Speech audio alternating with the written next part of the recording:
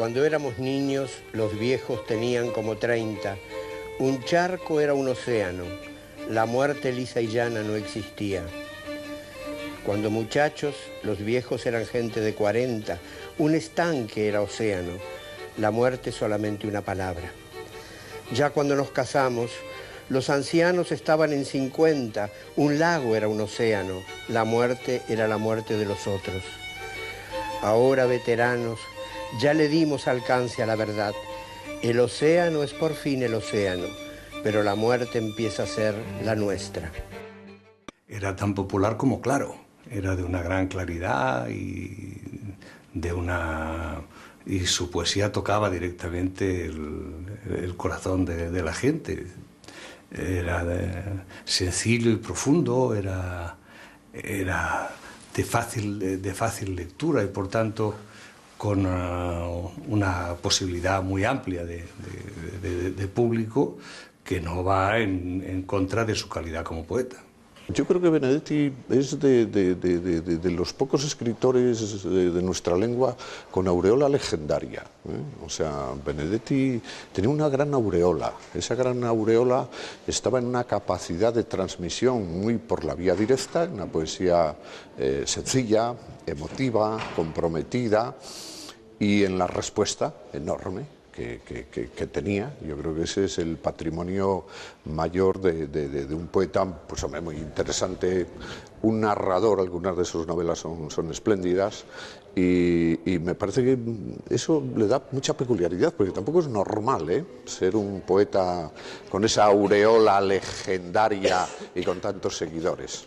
La poesía de Benedetti tenía un éxito muy amplio y era muy estimada precisamente por su facilidad de expresión, su condición comunicable dentro de un lenguaje que diríamos normalizado. Bien, adscrito a esa manera de entender la poesía, hizo con gran dignidad una obra muy amplia, pero yo debo decir que ciertamente, aun queriendo mucho a Benedetti, estimo que su poesía estaba conmovedoramente desorientada. Digo conmovedoramente porque estaba llena de buenos sentimientos, de generosidad, pero, sin embargo, ignoraba la esencialidad de lo que a mí me parece que es el pensamiento poético. Podemos hablar de Mario como un poeta español, no ya porque sea un poeta universal, conocido, sino porque tuvo casa en España. Parte de su lucha política y de su exilio lo trajo a España y la gente de mi edad pues lo conocimos aquí. Él fue uno de los que me ayudó a empezar como poeta y la verdad es que se puede pensar con alegría en Mario. Más que premios, reconocimientos oficiales, la gran alegría de un poeta es pertenecer a la educación sentimental de su pueblo. Que alguien haya aprendido a vivir con sus versos, a relacionarse con los otros con sus versos, y un ejemplo claro es Mario, ¿no?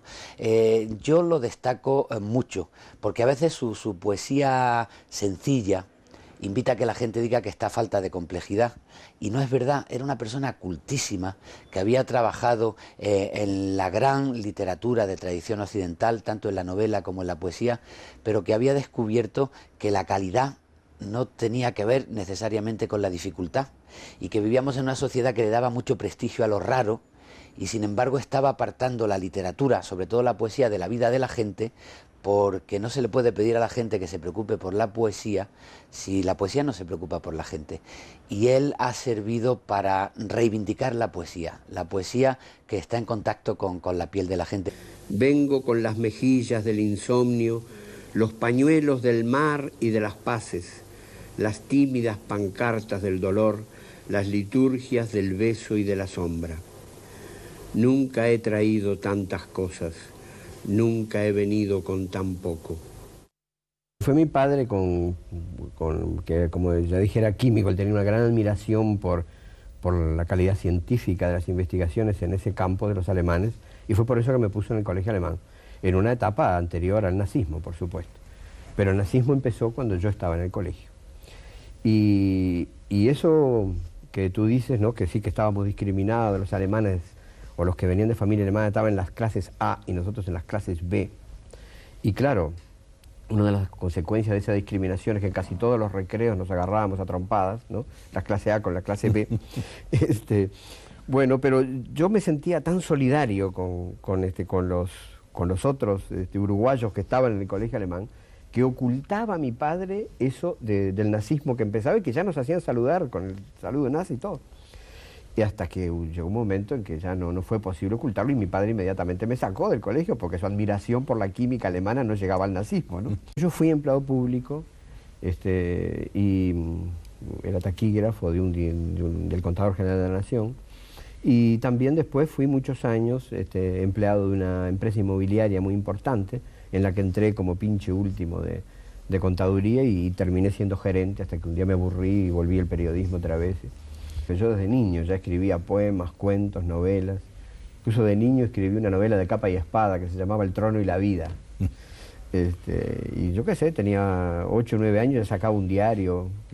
Así aprendí a escribir a máquina solo, pasando mi diario, lo vendía en el barrio a todos los vecinos y amigos que se divertían mucho con el diario mío, ¿no? Así que, francamente, la inclinación literaria vino desde la infancia. A mi mujer la conocí cuando yo tenía 14 años y ella 13, ¿no? Y estudiamos juntos un tiempo, de modo que fue una relación casi de adolescentes, casi niños, ¿no? Porque éramos casi niños. Y además, mi padre era muy amigo de mi suegro, había una relación familiar muy, muy estrecha. Uruguay vivió una larga temporada de buenos dividendos nacionales. Pero lo curioso es que esos dividendos no venían del propio quehacer nacional, sino más bien de las guerras lejanas, que precisaban nuestra carne y nuestra lana y valorizaban nuestra carne y nuestra lana. Entonces vivimos un poco, nuestra vida estaba un poco basada en las muertes lejanas, ¿no? Y todo eso, como no se explicaba bien al pueblo uruguayo, generó un autoconvencimiento y hasta un hipócrita convencimiento de que se debía a nuestros méritos. Y no se debía a nuestros méritos. Se debía en parte, por supuesto, a méritos nacionales, pero otro se debía a situaciones internacionales. Y bueno, entonces a medida que la situación se fue endureciendo en lo económico, aparecieron entonces los endurecimientos políticos. Y con los años, el pueblo, la clase trabajadora, incluso la clase media, fue tomando otra conciencia de los quehaceres políticos y de las ideologías políticas. Y entonces ya fue muy difícil manipularlas, ¿no?, simplemente con los medios de información. Y entonces, aparentemente, para esas fuerzas de derecha que no han querido, no han sabido afrontar un confrontamiento que se venía cada vez más cercano dentro de lo que podía ser un enfrentamiento pacífico, bueno, entonces tomaron el camino de un estado de fuerza, que es el que actualmente se vive en mi país. Una época en que, digamos, toda nuestra generación, que la llamaban la generación del 45, de algún modo se agrupó alrededor de dos revistas, la revista Número y la revista CIR. La revista CIR, que ellos a sí mismos se llamaban entrañavivistas, digamos, ¿no?, eran muy dados a escribir sobre el campo uruguayo, ¿no?, sobre lo nacional. No leían en casi ningún otro idioma que no fuera español. Nosotros casi todos leíamos en inglés, francés, alemán, italiano, así nos preocupaba mucho la literatura extranjera y nos preocupaba poco lo nacional. Pero curiosamente, cuando las cosas empezaron a poner duras en nuestro país, la frontera atravesó las dos revistas, ¿no? Y la mayoría de los integrantes de la revista Número se inscribieron entusiastamente en los problemas nacionales, y los de la revista CIR empezaron a colaborar con la derecha. Y a partir de ese momento creo que fue muy importante para todos nosotros el rigor que aprendimos en la literatura europea, porque lo aplicamos a la realidad nacional. Los poemas de la oficina salieron en un momento, y a eso atribuyo yo más que nada el éxito, más que a la calidad que puedan tener los poemas, que los poetas en ese entonces escribían en Uruguay sobre corzas y gacelas, incluso sobre una fauna y una flora que ni siquiera existía en el Uruguay, ¿no? Entonces, bueno, y la gente, los poetas no vendían nada, no vendían ningún ejemplar, simplemente se los regalaban unos a otros, ¿no?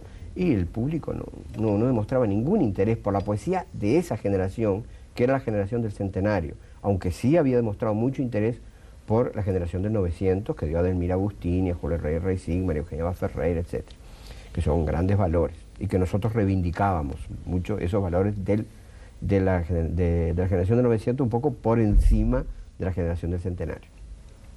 Bueno, y yo publico ese libro, y yo atribuyo el éxito del libro, porque yo fui el primer sorprendido que en 15 días se agotara, era una cosa insólita en mi país, que un libro de poemas se agotara en 15 días. Inmediatamente apareció otra edición, a que por primera vez la gente se reconocía en los poemas. Bueno, estos hablan de nosotros, estos poemas hablan de nosotros, ¿no? Y un poco eran las opiniones que me llegaban, y bueno, por fin alguien escribe sobre lo que nos pasa, etcétera, etcétera. Y bueno, y eso también digamos, ese libro apareció contemporáneamente con dos libros, digamos que complementarios de ese en otros géneros, que fue La Tregua en novela y Montevideanos en cuento.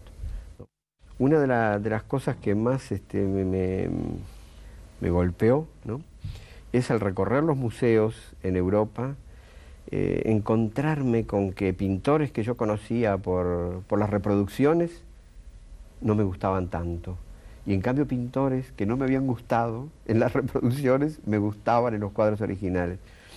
El caso de Rembrandt, por ejemplo, ¿no?, que para mí fue un descubrimiento, porque claro, esos medios tonos y oscuridades y claridades que tiene Rembrandt es dificilísimo de captar en una reproducción por mejor que sean.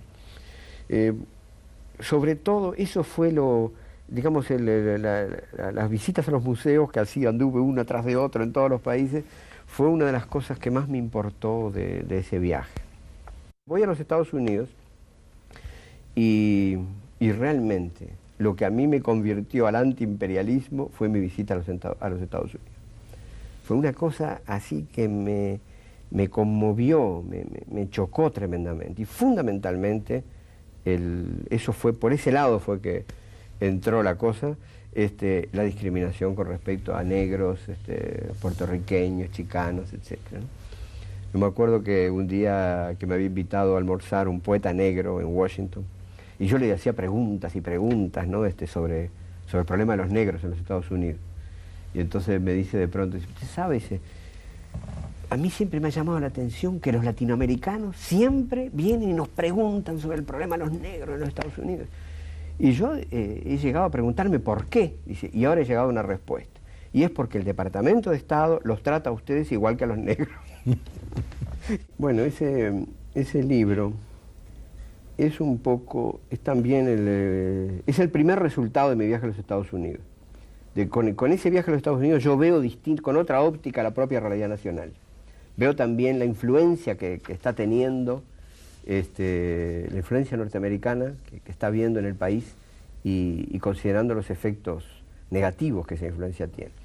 Pero sobre todo y fundamentalmente, y como creo que lo digo en el prólogo, es un momento en que yo tengo una cantidad de problemas, de dudas, de preocupaciones con respecto al Uruguay. Y la forma que encontré de llegar a respuestas, como me ha pasado otras veces, a veces no con un ensayo, sino con un poema o con un cuento, es escribir sobre ese problema. Entonces no sé por qué, parece que funciono mejor en la solución de los problemas cuando yo mismo escribo sobre eso. Y bueno, creo que ese libro contribuyó a que yo mismo esclareciera mis ideas en relación con el momento del país. Y aparentemente ayudó también a que otros lo esclarecieran, porque es uno de los libros que más rápidamente se multiplicaron las ediciones. Yo tengo dos etapas de renuncia de premios en el Uruguay. La primera que fue a los premios del Ministerio, que ahí fue sencillamente porque los representantes de los autores que concursaban Su representatividad en el jurado era solo de una sociedad de escritores en la cual nosotros no nos considerábamos representados. No era de todos los escritores en general. Entonces 50 escritores firmamos y renunciamos a presentarnos en esas condiciones. Más adelante, no recuerdo en qué año fue, entonces ya por razones políticas, yo renuncio también a los premios municipales, a los cuales no estaba comprendido en la renuncia anterior, pero entonces ya por razones políticas, por supuesto. A la beca Guggenheim renuncio incluso para dejar bastante aclarado mi posición en relación con los Estados Unidos, ¿no? Yo la primera vez acepté una invitación, fui, vi lo que era, y entonces me parecía que no era ético volver a aceptar una invitación de Estados Unidos. En el 68, la Casa de las Américas me ofreció, como estuvimos hablando de la necesidad de crear un centro de investigaciones literarias dentro de la Casa, me ofreció la oportunidad de fundarlo y dirigirlo y formar gente allí. Bueno, entonces yo acepté y estuve 2 años y medio en esa tarea, entre el 68 y el 71. Después, bueno, una vez que ya toda la gente estuvo formada y todo marchando y publicándose las cosas, me volví al Uruguay, ¿no? Y además en ese momento estaba un momento muy interesante el Uruguay y tenía muchas ganas de volver. Y bueno, después pasando los años, con los sucesivos exilios que he tenido que afrontar, bueno, estuve primero en la Argentina, allí fui amenazado de muerte, me tuve que ir. Después fui a Perú, de donde fui deportado, aunque después eso se solucionó, pero no me quedaron ganas de quedarme en Perú. Y entonces nuevamente Cuba me invitó a, entonces ya no a trabajar en lo mismo que estaba antes, ¿no? Sino a trabajar como asesor literario. Yo creo que no solo para mí, para la mayoría de los escritores uruguayos y diría para muchos latinoamericanos, pero especialmente para los uruguayos. La Revolución Cubana fue una cosa muy importante.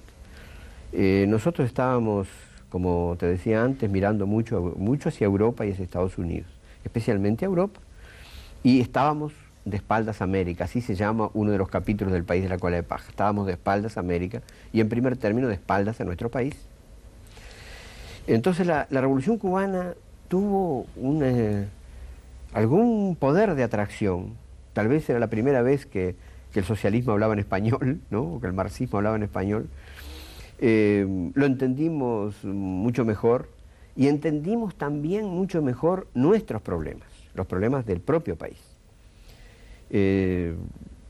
También el hecho de que a 90 millas de los Estados Unidos un país pequeñito como Cuba lo pudiera enfrentar y lo hubiera enfrentado con éxito, también nos daba esperanzas a todos los otros países de América Latina, aunque todavía esas esperanzas no hayan llegado a tener realización. Pero creo que fue importante en muchos sentidos, en cuanto a clarificar el ambiente continental y a clarificar nuestra inserción en la realidad nacional también. Yo llamo letras de emergencia a esa literatura, no panfletaria, pero sí política, que a veces uno escribe un poco presionado por una cosa de la realidad, ¿no? Por exigencias de la realidad. Entonces aquí hay letras de canciones, hay una fábula sin moraleja, que era un poco para esquivar la censura, hay cuentos inspirados en eso, hay algún discurso político también. Si te quiero es porque sos mi amor, mi cómplice y todo. Y en la calle codo a codo somos mucho más que dos. Somos mucho más que dos.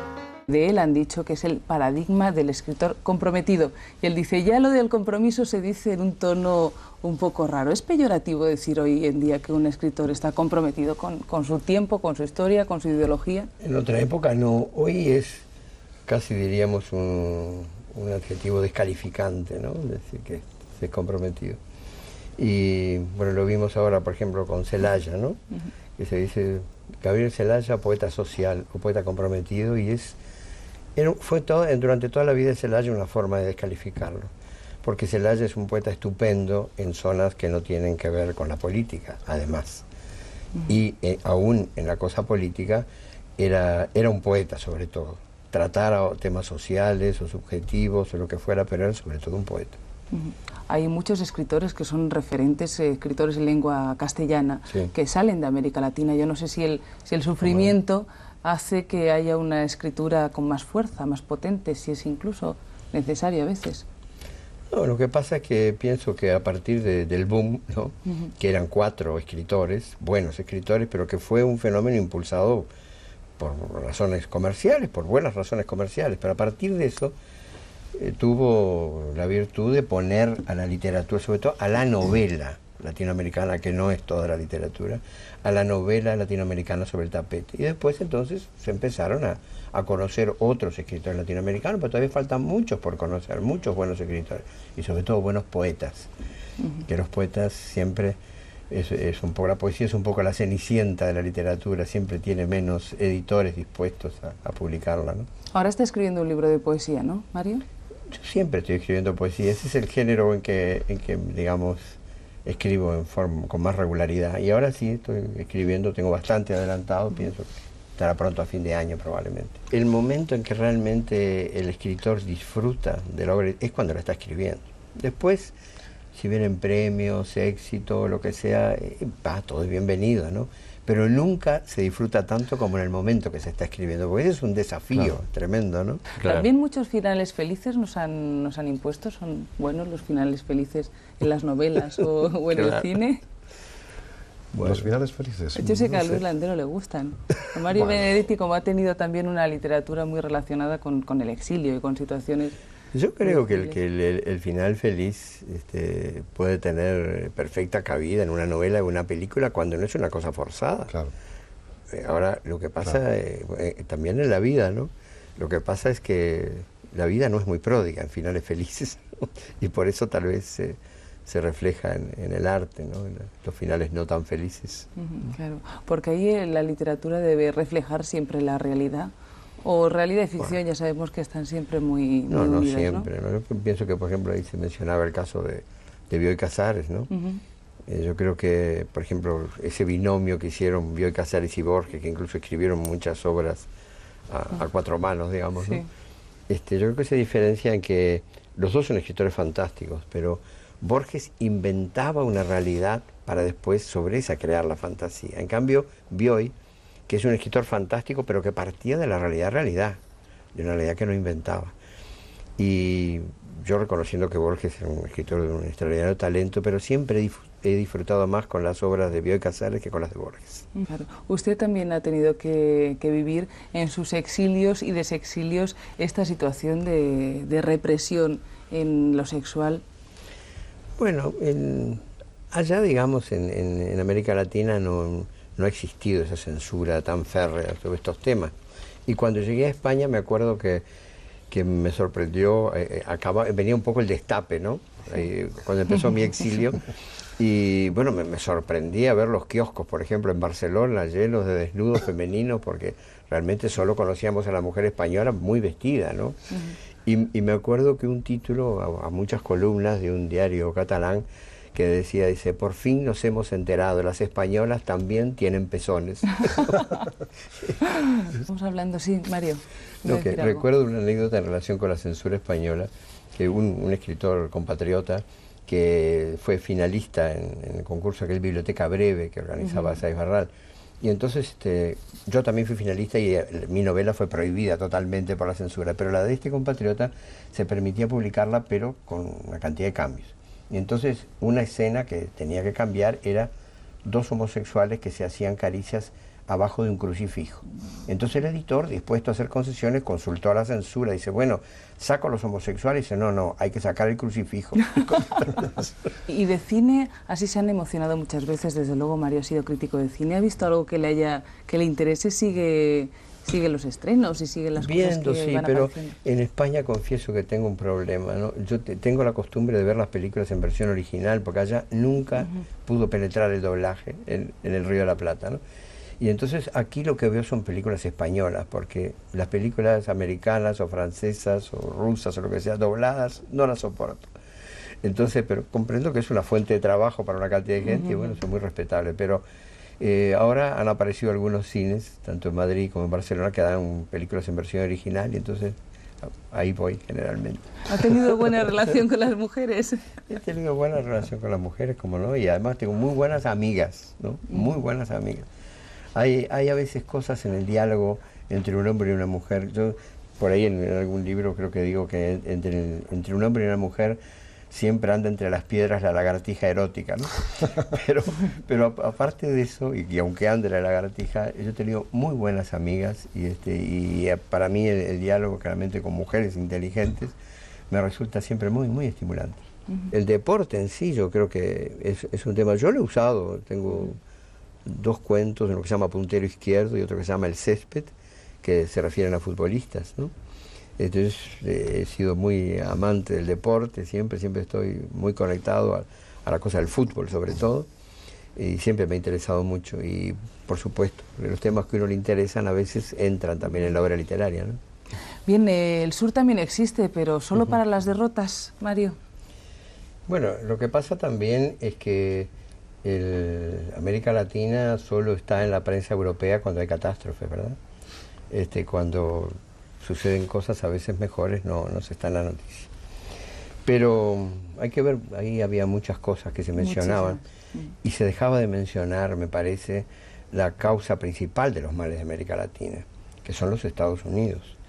Se mencionaba, por ejemplo, las víctimas del terremoto, que fueron 70, y en el propio Panamá murieron 3.000 cuando Estados Unidos vino a liberar a Panamá, con motivo de apresar a un presunto narcotraficante como Noriega, que no es un personaje nada recomendable, pero que todavía no le han podido demostrar que era eso. Han destruido todo un barrio, el barrio del Chorrillo, y han matado a 3.000 personas. Entonces, está bien señalar el terremoto, qué lástima que hayan muerto 70 personas, pero ¿y las 3.000 que murieron? ¿Y las tropas que no se han ido de Granada? De modo que eso, en todo el panorama político actual, a mí me parece de una tremenda hipocresía. Si los Estados Unidos le concedieron formidables créditos a las dictaduras latinoamericanas, cuando las dictaduras, mal que bien y a regañadientes, un poco los militares volvieron a los cuarteles y aparecieron las democracias, muy vigiladas, muy controladas, pero aparecieron, entonces se le puso la soga al cuello a los países latinoamericanos, entonces tienen que pagar ahora la deuda externa, que es con intereses leoninos. Y mientras exista la deuda externa es muy difícil que América Latina pueda salir del subdesarrollo. Porque Estados Unidos no es solo un país desarrollado, es un país subdesarrollante que hace todo lo posible porque nosotros no salgamos del subdesarrollo.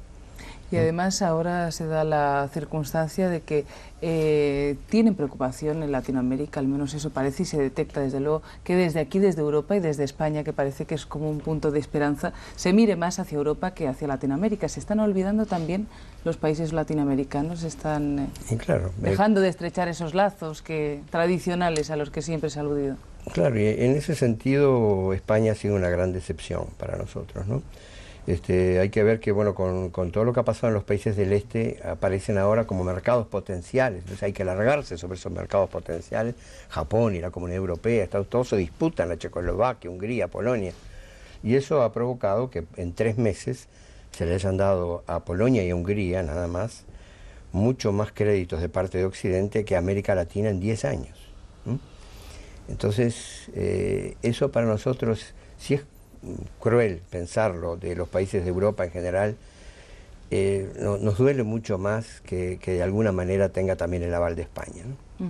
Y por ejemplo, Mario, esa amenaza que usted señala de Estados Unidos para muchos países de América Latina justifica que se mantenga el estado actual de cosas en Cuba, que siempre es el argumento, se dice Cuba es el último reducto y Fidel Castro no se rinde. Claro. ¿Usted piensa, lo justifica? ¿Cómo ve la situación allí? Bueno, para nosotros la Revolución Cubana, para toda América Latina, fue un hecho muy importante y sin perjuicio que vemos que se cometen errores, como en todas partes, pero muchas veces cuando se va desde Europa, por primera vez a América Latina y se va a Cuba, entonces se compara lo que pasa en Cuba con todas las limitaciones y carencias que tiene con lo que puede ser Francia, España, Italia, Inglaterra. Yo creo que sería mucho más saludable compararla con Guatemala, con Honduras, con Nicaragua, con El Salvador, etcétera, ¿no?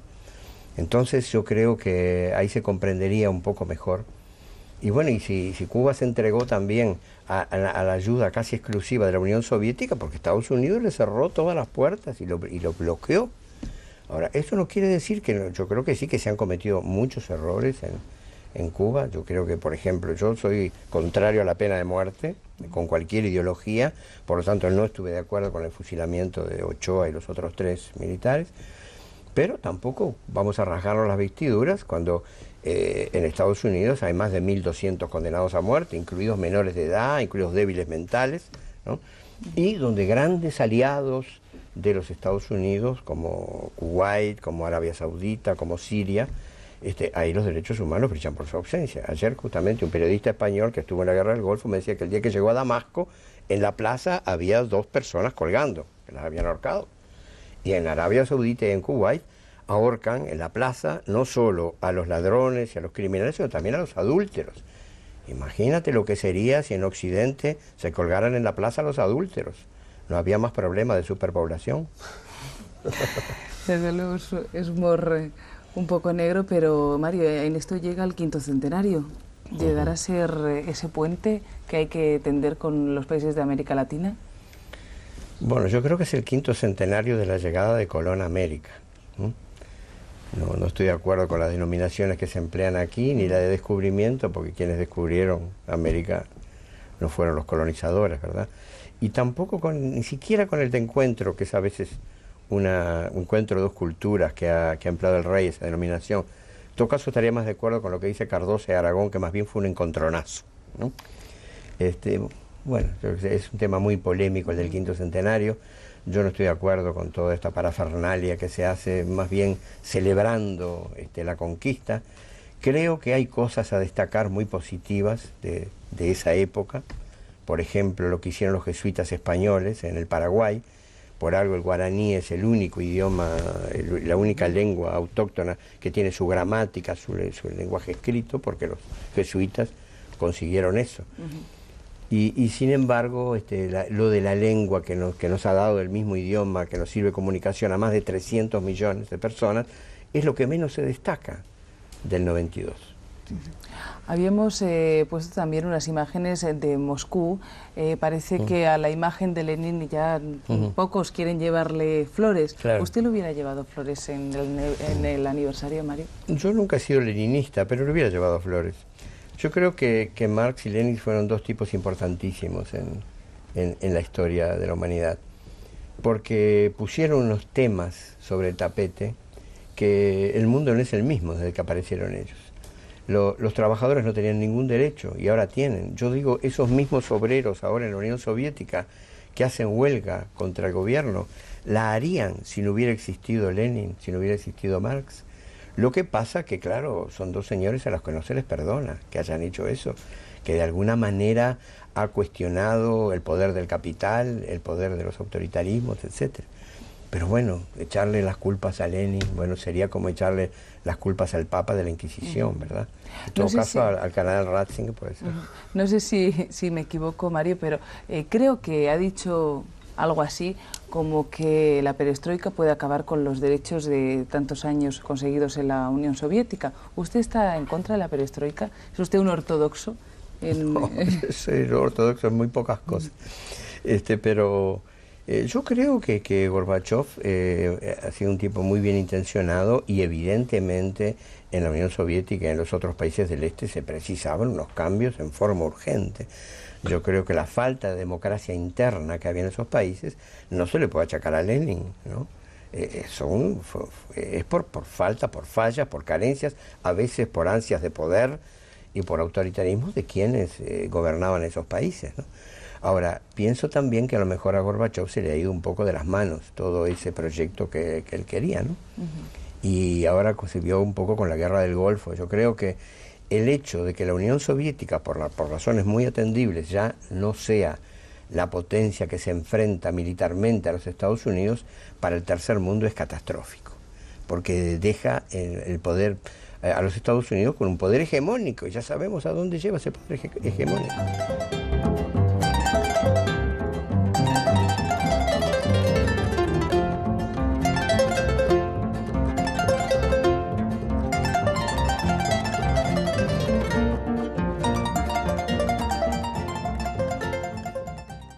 Hace ya medio siglo, don Nicola creía que el lascivo prostíbulo y el discreto vestíbulo eran lo mismo.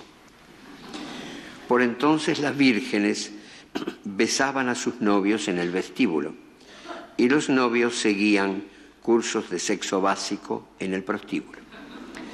Ahora las casas vienen con poquísimas vírgenes y sin vestíbulo, y los hombres de empresa exigen 5 estrellas en el prostíbulo. Ay, don Nicola, por fin tus 2 palabras son... Todos sabemos que vamos a morir, ¿no? Así que tenemos que acostumbrarnos, mal que viene esa idea. A la idea que yo no me acostumbro es que a la humanidad muera.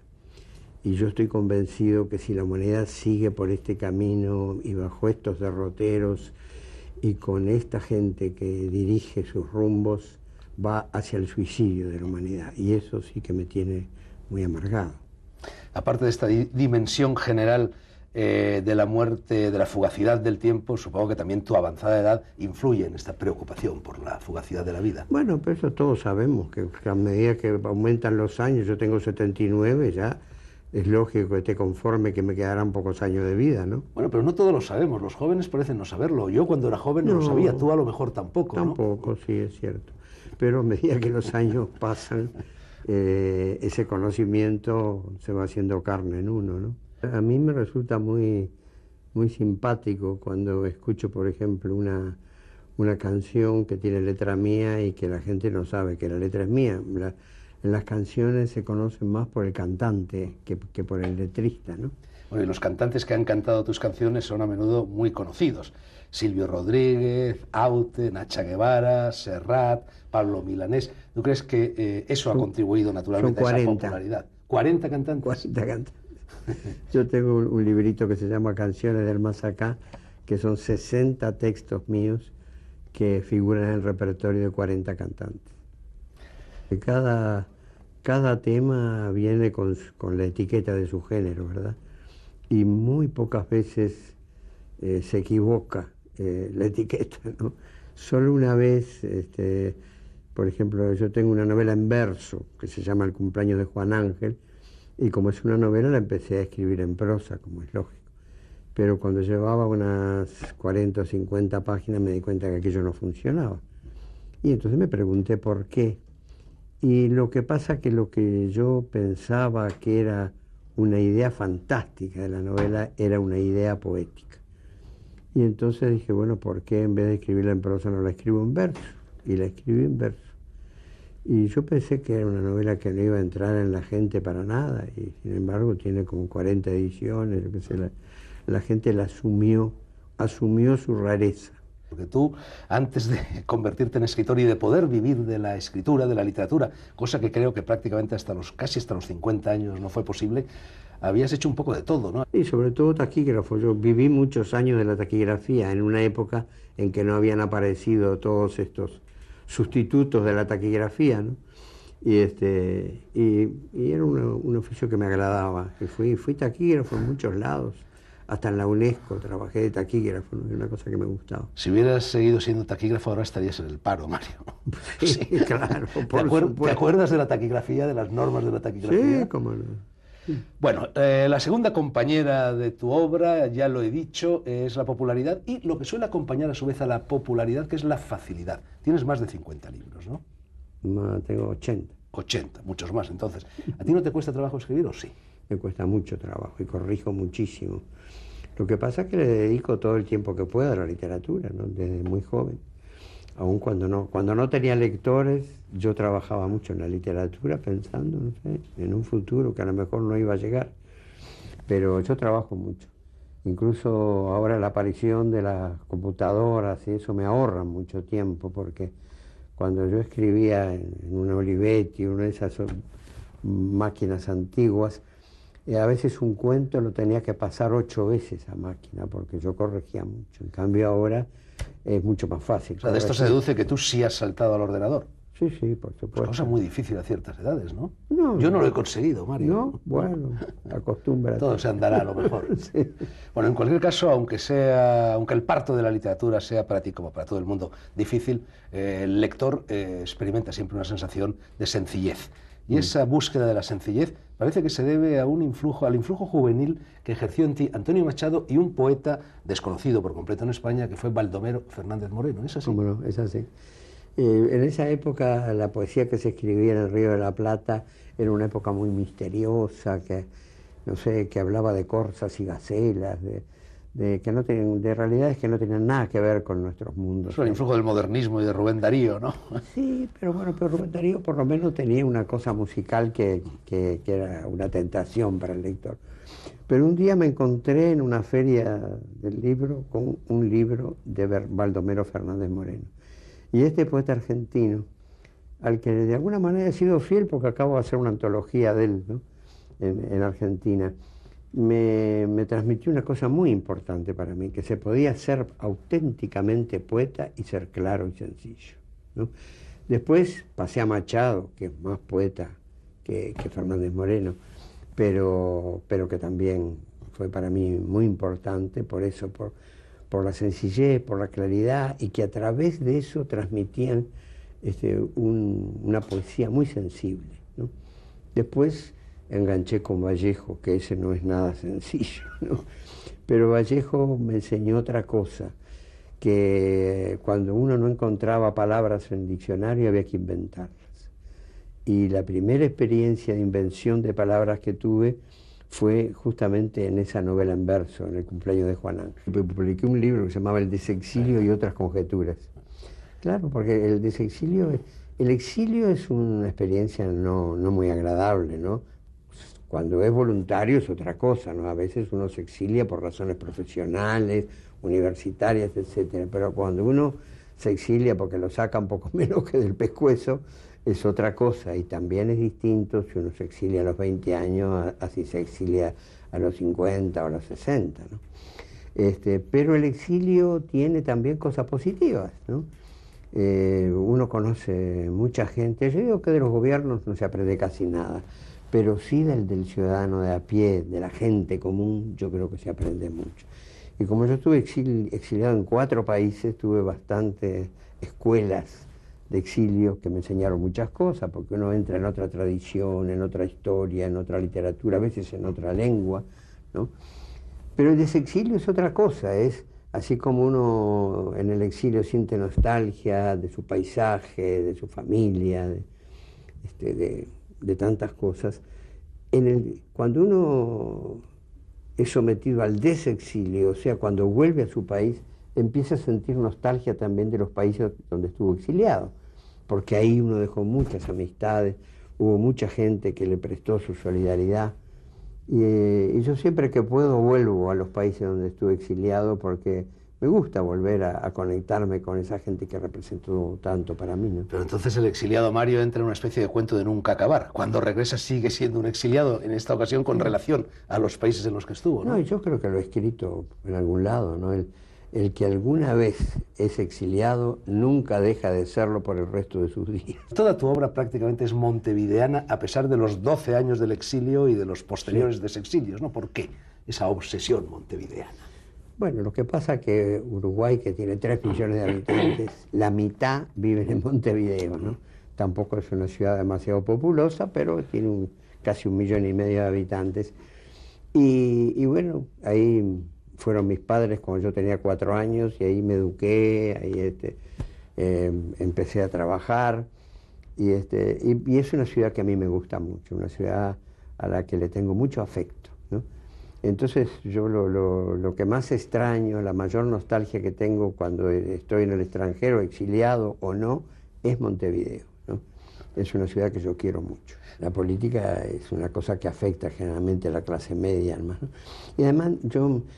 casi todos los personajes de mis cuentos y novelas son montevideanos de clase media.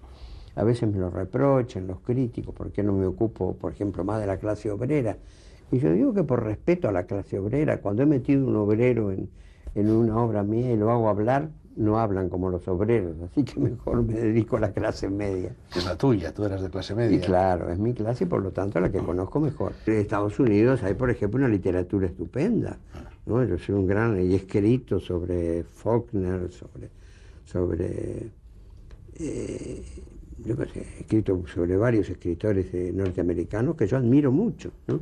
Sobre Hemingway, por ejemplo, incluso. Estamos en el año de su centenario. Sí, en más de una ocasión yo hablé de la influencia que tuvo Hemingway en mí en los primeros cuentos que yo empecé a escribir, ¿no? Ese rigor en el diálogo, ¿no? Y hay una cosa que tiene Hemingway que para mí es maravillosa. Por ejemplo, hay un cuento que se llama no sé cuánto como colinas blancas, elefantes como colinas blancas, que es una pareja que está discutiendo en una estación de ferrocarril y que uno de los dos se va a ir. Y bueno, evidentemente lo que están tratando es un aborto que ha habido en la pareja, pero nunca jamás se menciona eso. Entonces el escritor va diciendo las cosas que va incorporando al diálogo las cosas que dice la gente que ya conoce el tema, ¿no? No tiene por qué informarle al lector de que hay un aborto en ese problema. Sin embargo, el lector se entera. Entonces, esa sabiduría de Hemingway a mí me parece maravillosa. Lo primero que publiqué fue un libro de poemas horroroso, y que por eso nadie sabe nada y yo trato de olvidarme, ¿no? Que se llamaba La víspera indeleble. Y que nunca lo incluyo en los inventarios, ni en el 1 ni en el 2, porque es un libro muy malo, ¿no? Pero después el segundo libro que publiqué fue Esta mañana, que está aquí. El cuento en América Latina siempre tuvo muy buen nivel de calidad. Y yo qué sé, ha habido escritores como Quiroga, como Rulfo, ¿no? O sea, que han escrito verdaderas obras maestras en el género cuento. En España no es que no existieran cuentistas, pero como las editoriales no les interesaba el cuento como género, ahí iban metiendo en su gaveta eso. Ahora yo digo que ha mejorado la recepción porque esta editorial Alfaguara empezó a publicar una colección de cuentos completos, pero curiosamente los 5 primeros autores son latinoamericanos. No, una carta no se ruboriza, porque en una carta alguien no tiene vergüenza de decir cosas que sí tendría vergüenza de decirlas personalmente, ¿no? Eso creo que todos tendremos experiencias cercanas, que a veces hay cosas que uno no se atreve a decirle a otra persona y sí se anima a decírselas por escrito en una carta. Bueno, episodios de vida cotidiana hemos dicho, pero hilvanados siempre, como en todos tus libros, por la ternura, por el humor, por la ironía y por la compasión. Decía Dostoyevski que a un escritor lo que no le puede faltar nunca es la compasión hacia sus personajes. Yo creo que sí, que es una cosa importante, ¿no? Y la ironía, yo creo que la ironía fue el único elemento positivo que nos dejó el colonialismo británico. La literatura inglesa es muy irónica, pero es irónica con delicadeza, ¿no? Los ingleses tienen, ahora ya no tanto, después de los hooligans y todo eso ya son menos irónicos, ¿no? Ya son más brutales. Pero en esa época los escritores ingleses que yo leía eran irónicos, pero irónicos, suavemente irónicos, ¿no? Y entonces eso me influyó bastante.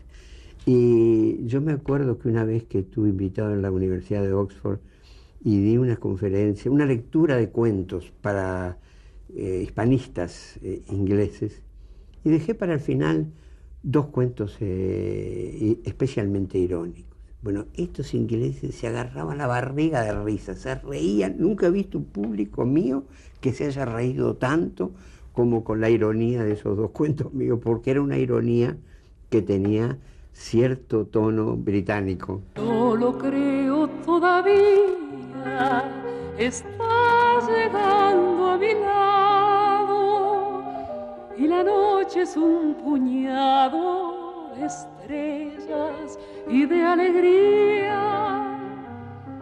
Que por lo menos he realizado una vocación. Yo siempre desde niño pensé que iba a ser escritor, poeta fundamentalmente, y mal o bien he realizado esa vocación. Siempre mi preocupación han sido las relaciones humanas, tanto en mi vida personal como en mi obra. He conseguido comunicarme con la gente, de modo que en ese sentido estoy satisfecho. En cosas que yo he pensado, en posiciones que he tenido, ideológicas, políticas, sociales, laborales, etc., me puedo haber equivocado, pero nunca por las malas razones, ¿no? Siempre han sido errores con la mejor intención. De modo que por ahora puedo dormir tranquilo y eso es bastante importante. Las señas del presente, los ritos del pasado y hasta el futuro encierne. Quizás se ha vuelto sabio irremediablemente. Y cuando nada falta, entonces usted muere. El cuento es muy sencillo.